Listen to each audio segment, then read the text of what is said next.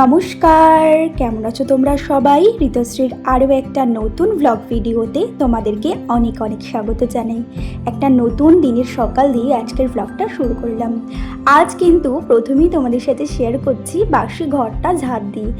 আর আজকে না আমি একটু লেট করে ঘুম থেকে উঠেছি, তবে ঘুম থেকে উঠে দেখলাম শাশুড়ি মা কিন্তু ভাতটা করে রেখেছিল, তোমরা দেখতেই পাচ্ছ। তো তার জন্য কিন্তু আমি বাসি ঘরটা আগে খুব ভালো করে ঝাড় দিয়ে নিচ্ছি, তারপরে সমস্ত কাজগুলো কিন্তু একের পর এক করে নেব।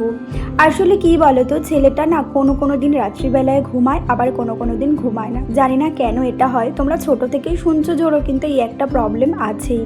তো তার জন্য এবার সারা রাত আমাকেও জাগতে হয়, আর ভোরের দিকে আবার ছেলেকে খাইয়ে দাইয়ে তারপরে কিন্তু লাস্টে গিয়ে আমি আরও একটু ঘুমাই।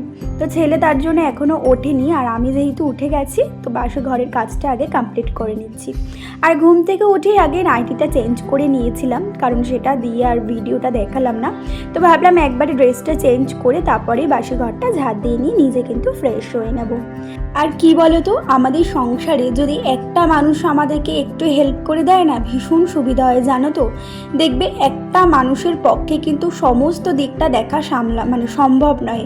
একটা সময় এরম ছিল জানো তো, সমস্ত দিক দেখতে গিয়ে নিজের দিকে আর একটু সময় দেওয়া হতো না।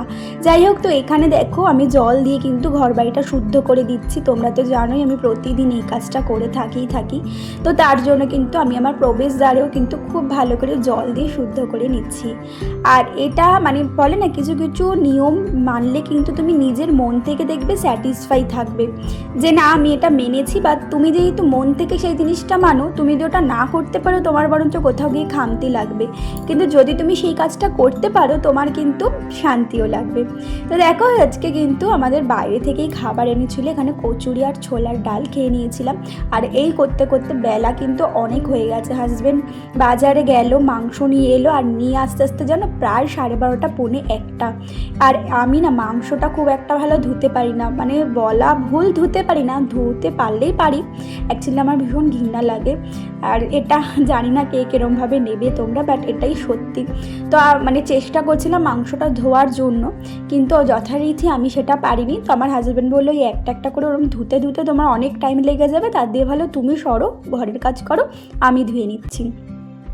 তো দেখতেই পেলে সকালবেলা শাশুড়ি মা হেল্প করে দিল, আর এখন এই হাজব্যান্ড একটু হেল্প করে দিচ্ছে। আর ও যেদিনকে বাড়িতে থাকবে আমার অধিকাংশ কাজই হেল্প করে দেয়।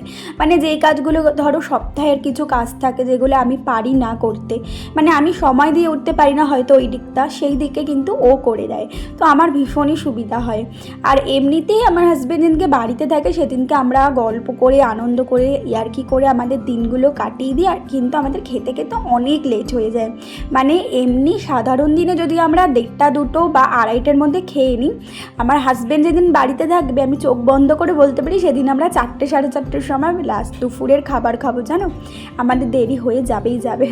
তো যাই হোক, তো দেখতেই পেলে যে ওদিকে মাংসটা ধুয়ে দিচ্ছে, আর আমি কিন্তু এদিকে আমার ঘরগুলো খুব ভালো করে, যে প্রতিদিনের কাজটা থাকে বেড পরিষ্কার করা, ঘরগুলো একটু ভালো করে পরিষ্কার করা, সেগুলো করে নিলাম, করে কিন্তু ঘরটা ঝাড়ও দিয়ে নিয়েছি। আর এদিকে কিন্তু এই মাংসটা একের পর এক সাধারণ যে মশলাগুলো থাকে, আদা বাটা, জিরে বাটা, আদা বাটা, রসুন বাটা, তারপর যে মশলাগুলো থাকে সব কিছু দিয়ে ভালো করে ম্যারিনেশন করে নিচ্ছি।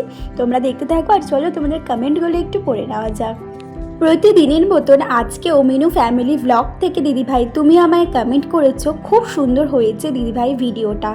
তোমাকে অনেক অনেক ধন্যবাদ, এভাবেই প্রত্যেকটা ভিডিওতে আমার পাশে থাকো।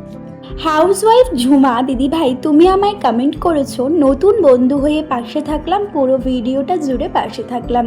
তোমাকে অসংখ্য ধন্যবাদ দিদিভাই, আর আমার চ্যানেলে বা আমার পরিবারে তোমাকে অনেক অনেক অভিনন্দন। এভাবেই প্রত্যেকটা ভিডিওতে আমাকে কমেন্ট করে যাও, আর এইভাবেই আমার পাশে থেকো। তো চলো, এখানে কিন্তু আমার মাংসটা ম্যারিনেট করা হয়ে গেছে, আর এখন কিন্তু আমি আলুটা এখানে কেটে নিচ্ছি মাংসের জন্য। মিনু ফ্যামিলি ব্লগ থেকে দিদিভাই তুমি আমাকে আরও একদিন কমেন্ট করেছিলে, সেই কমেন্টটা আমি একদম মিস করে গেছি, বাট দেখতে পেলাম বলে আজকে পড়ছি। তুমি লিখেছিলে যে আশীর্বাদ করলাম যে তোমার পরিবারটা আরও অনেক বড় হবে, বা তোমার পরিবার আরও সুন্দর হয়ে উঠবে। এই যে বিশ্বাস করো তোমরা যে আমাকে এরকম কমেন্টগুলো করো, তখন মনে হয় জানো তো না, সত্যি মানুষ মানুষের ভালো চায়, এখনও কিছু মানুষ আছে। আর এটা সত্যিই প্রমাণিত, নয়তো বলো আমি তোমার তোমাদেরকে চিনি না, তোমরা আমাদেরকে চেনো না বা আমাকে চেনো না। এই ভিডিওর মাধ্যমে আমাদের একজন আরেকজনের সাথে আলাপ বা পরিচয়। আমরা কিন্তু চাইলেই তার সাথে তার ভালো শুভকামনা নাই করতে পারি, কিন্তু এই যে শুভকামনা করি, জানো তো অন্যের ভালো চাইলে কিন্তু নিজেরও ভালো হয়। আর এটা কিন্তু স্বয়ং ঈশ্বরই বলেছেন। আর অন্যের ক্ষতি চাইলে কিন্তু সবার আগে নিজের ক্ষতি হয়।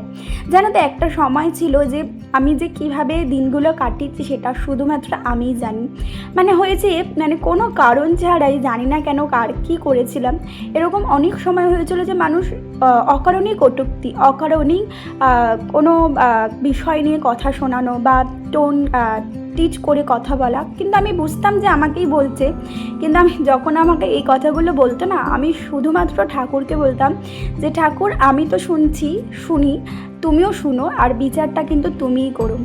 আর ভগবানের বলে না, যদি তুমি ধৈর্য রাখতে পারো তুমি অনেক কিছু দেখতে পারবে, এটা কিন্তু একদম প্রত্যক্ষ প্রমাণিত। এই যে ধৈর্য রেখেছিলাম, এখন এমন অনেক কিছু দেখি না, ভগবান বলে না যে বিষয় নিয়ে যাকে তুমি মারবে, ভগবান একটু ধৈর্য রাখলে ভগবান দেখতে পাবে তাকে সেই বিষয় নিয়েই মারে। এটা সত্যি কথা। আর ভগবানের যখন পরিকল্পনা থাকে না, তার পরিকল্পনাটাই আলাদা থাকে, এটা আমি বিশ্বাস করি। আর তার জন্যই এখন ওই বলে না, শুয়ে থাকলে বই দেখা যায়, আমি কিন্তু সেটাই এখন দেখতে পারি। তো আমি তোমাদেরকেও বলবো, যারা তোমাদের ক্ষতি চায়, খারাপ চায়, বা তোমাদের সাথে এরকম টোন টিচকারি করে কথা বলে, ওই সেম জিনিস তুমি করো না, তাহলে তোমার সাথে তার কিন্তু কোনো পার্থক্যই থাকবে না। তোমাকে কিন্তু ধৈর্য রাখতে হবে, অপেক্ষা করতে হবে সেই দিনটার জন্য, যেই দিনটা সে নিজের মুখ থেকে সেই কথাগুলো বার করে বলবে, বা নিজের মুখ থেকে অনেক কথা বলবে, তুমি সেটা কিন্তু দেখতে পারবে, শুনতেও পারবে। তার জন্য তোমাকে অপেক্ষা করতে হবে শুধুমাত্র সুসময়ে। যাই হোক, এই অনেক কথা বলে ফেললাম। আর কথা বলতে বলতে এখানে দেখতেই পেলে যে মাংসটা কিন্তু অলমোস্ট হয়ে গেছে। নর্মালি সাধারণভাবে যেভাবে করে সেরকমভাবেই করেছি, আর ওপর থেকে একটু গরম মশলা ছিটিয়ে দিলাম। আর আমি কিন্তু কষানোর সময় একটুখানি চিনি দিয়ে দিই, টেস্টটা কিন্তু ভীষণ ভালো হয়। তো দেখো এখানে কিন্তু মাংসটা আমার হয়ে গেল। তারপরে এই রান্নাঘর ঝাড় দিয়ে পরিষ্কার করে বা রান্নার কাউন্টার টপ মুছতে অনেক বেলা হয়ে গেছে, জানো তো। দেখো বাজারটা এনেছি, সেটা গোছানোরও সময় পাইনি, ওটা সন্ধেবেলাতে আস্তে ধীরে বসে গোছাবো। তবে লাস্টে আমাকে গোছাতে হয়নি, ওটা হাজব্যান্ডই গুছিয়ে দিয়েছিল রাত্রিবেলায়। তো চলো বন্ধুরা, আজকের ব্লগটা এত দূরই। ভালো লাগলে লাইক কমেন্ট শেয়ার করে পাশে থেকে সবসময়।